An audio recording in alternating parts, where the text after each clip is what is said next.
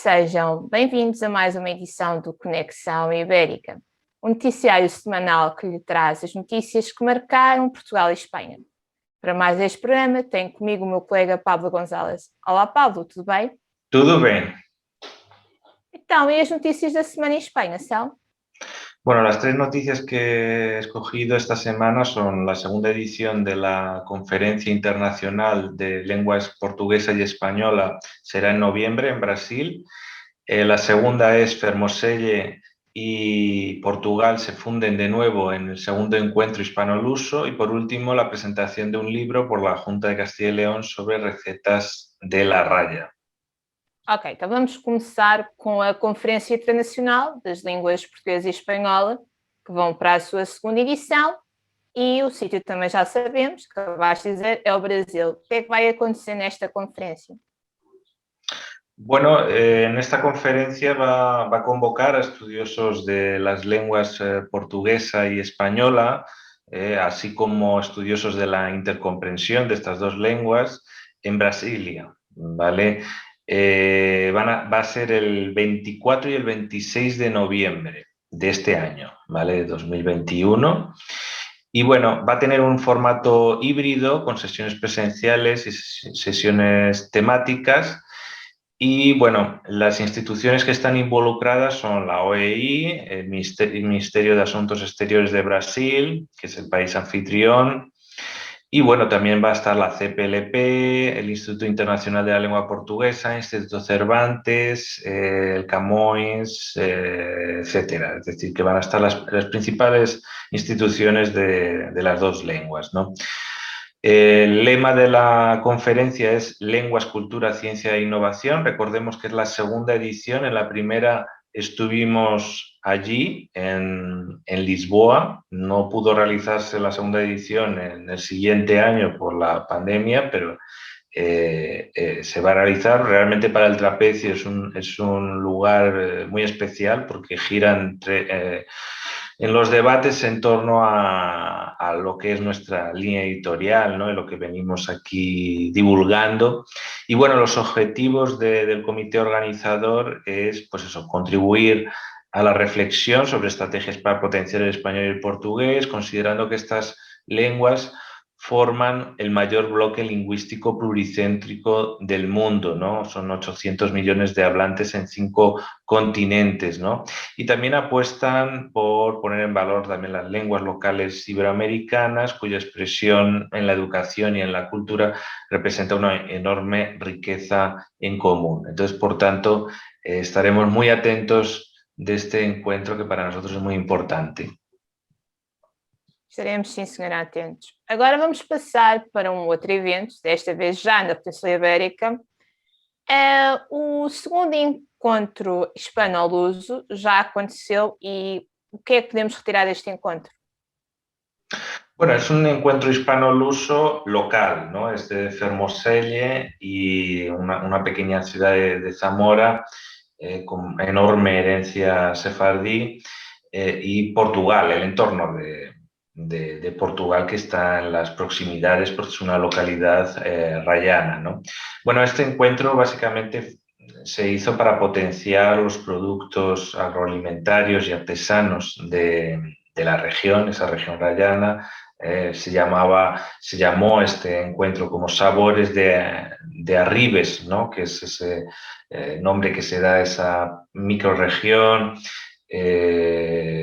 Y incluso implica un parque natural que también se llama por el mismo nombre. Y bueno, esto ocurrió el 16 de agosto en la Casa del Parque de esta localidad, en el sentido de unirse más con los vecinos portugueses. Bueno, además de esto, hemos podido hacer una entrevista, ¿no? Nuestra colega Beatriz Recio Pérez pudo hacer una entrevista a Manuel Pilo, que es José Manuel Pilo, que es alcalde de Fermoselle.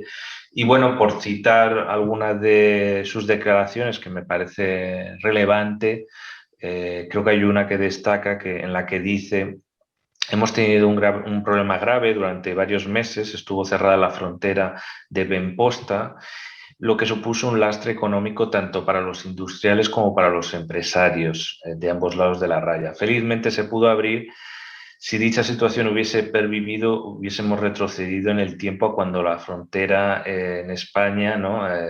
Estaba establecida con el río Duero, ¿no? Una frontera dura, ¿no? Él piensa que el río Duero tiene que ser lo contrario, debe representar la unión de los dos países, no la separación. No se puede vivir de espaldas a Portugal estando tan cerca, afirma el alcalde, y yo creo que esa visión la compartimos nosotros.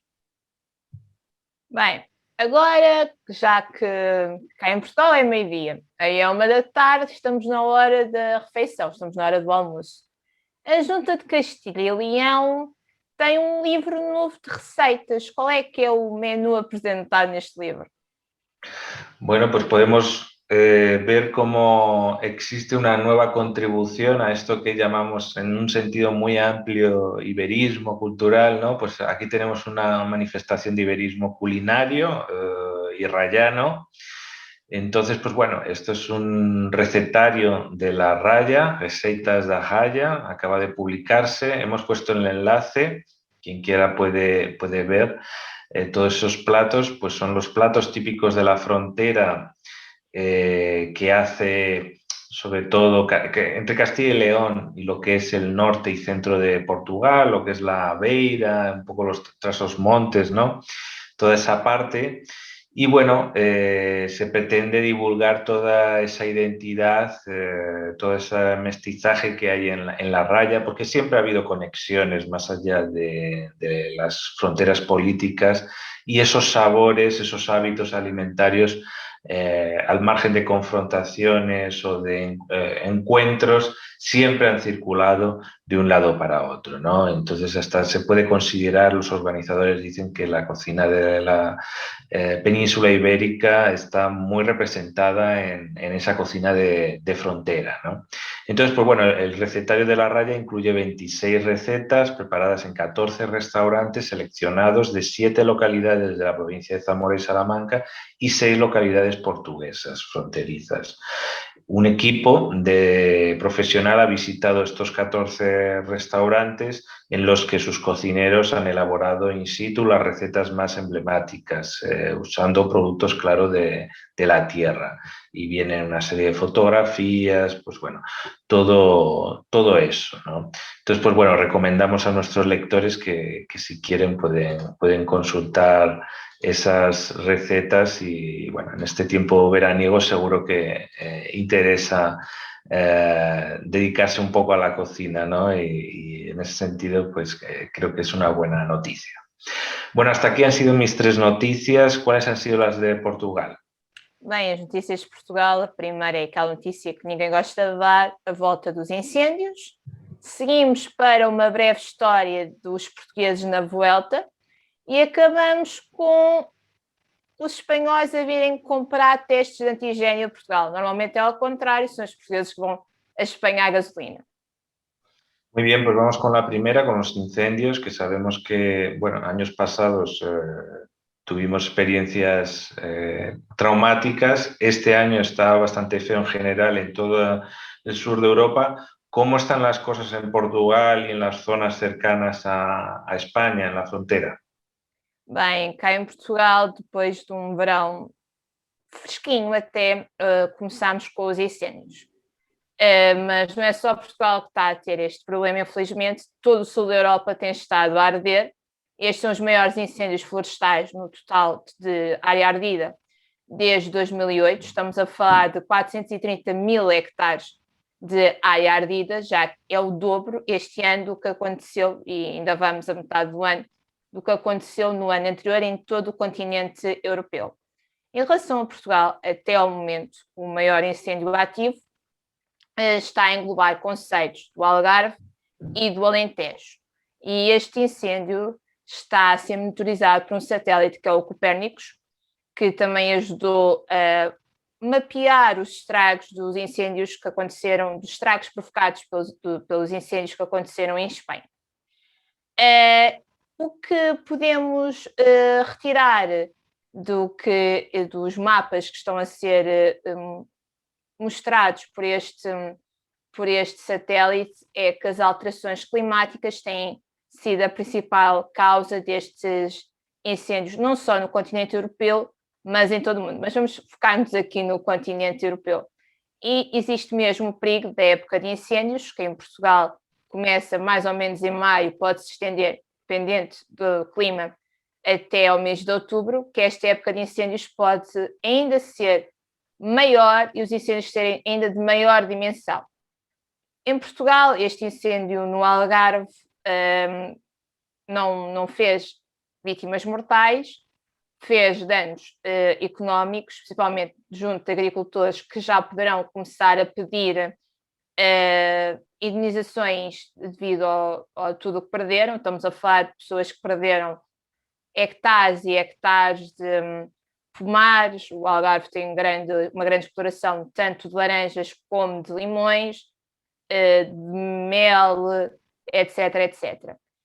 Mas em relação a Portugal, o grande incêndio português aconteceu em 2017, que morreram 100 pessoas, e desde essa altura, assim que começamos com a época quente, ou seja, assim que chegamos ao mês de maio, todos os proprietários rurais são obrigados a limpar o mato, a zona que possa arder numa área de 5 metros, pode até ser um pouco maior, depende, mas numa área de 5 metros a partir da estrada.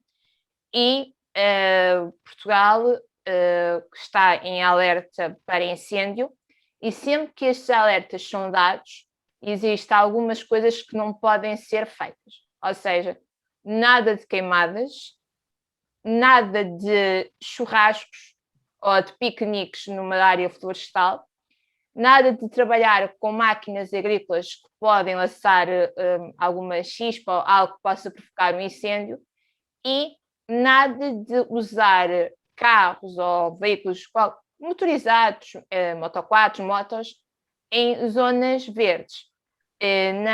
No concelho de Sintra, no Parque de Sintra, na Junta da Serra e tudo, essa zona foi fechada ao tráfego para tentar salvaguardar ao máximo un risco de incêndio.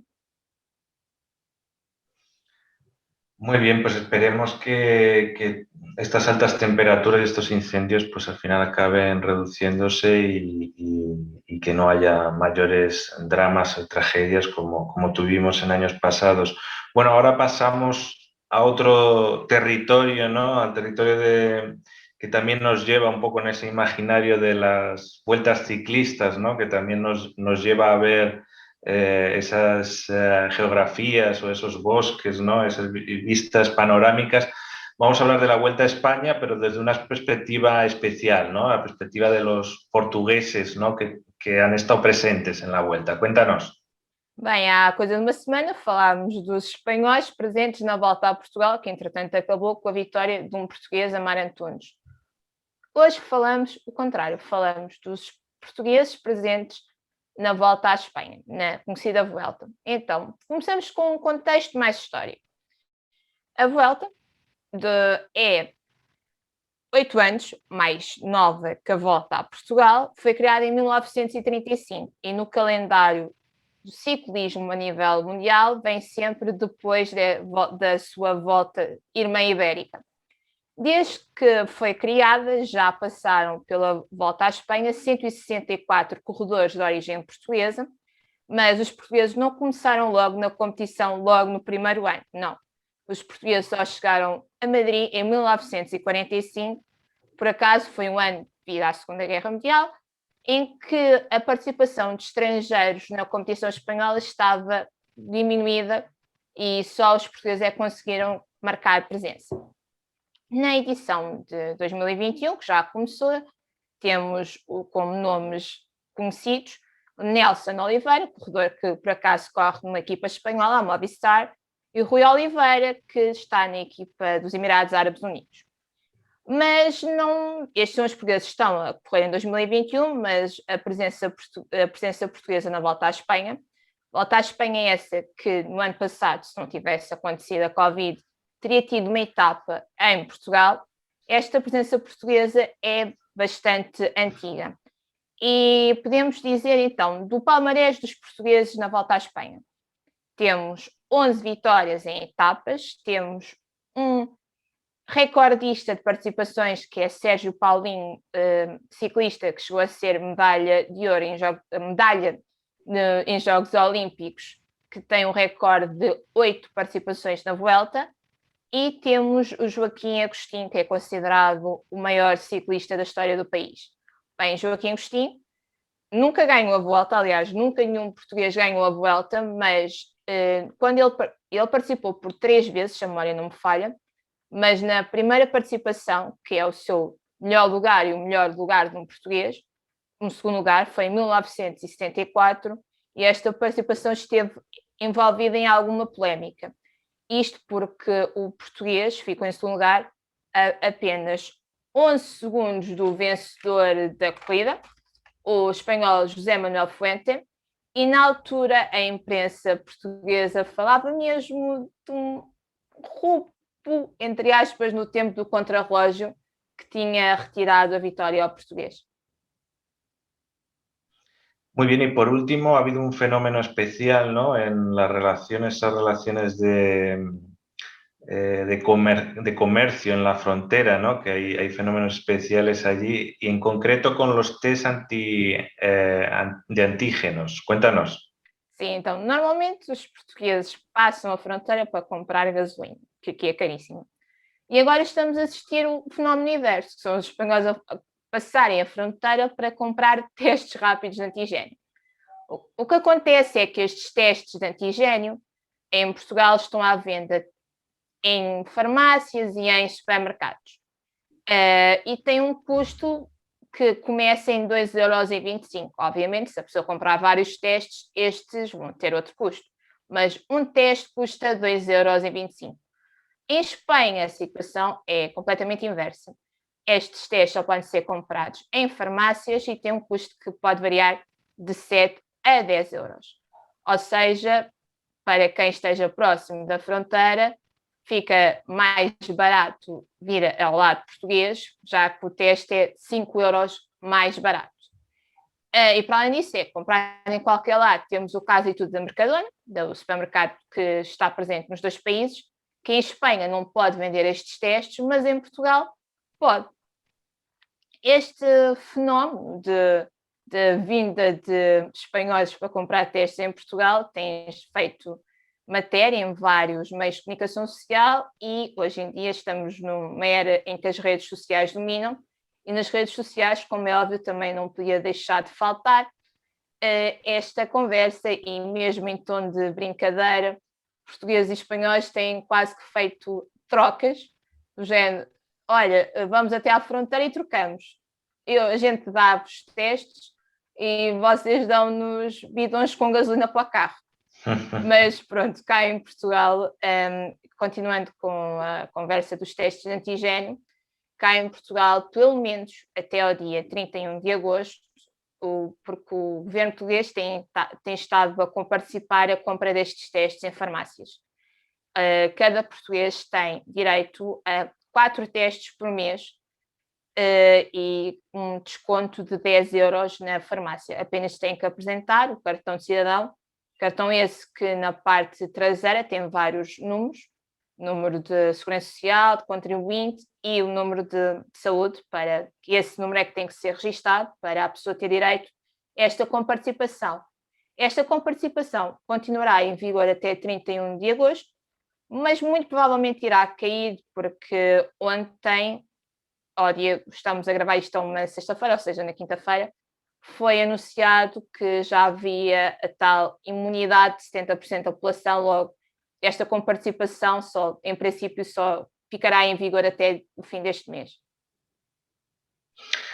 Muy bien, pues podemos ver, ¿no?, cómo vivir en la raya tiene también sus ventajas. Entonces, sí. Es importante que la gente lo tenga en cuenta por si tiene algún momento en la vida la oportunidad de vivir por allí, pues que sepa que también hay cosas de calidad de vida en ese sentido, que puede coger lo mejor de cada país.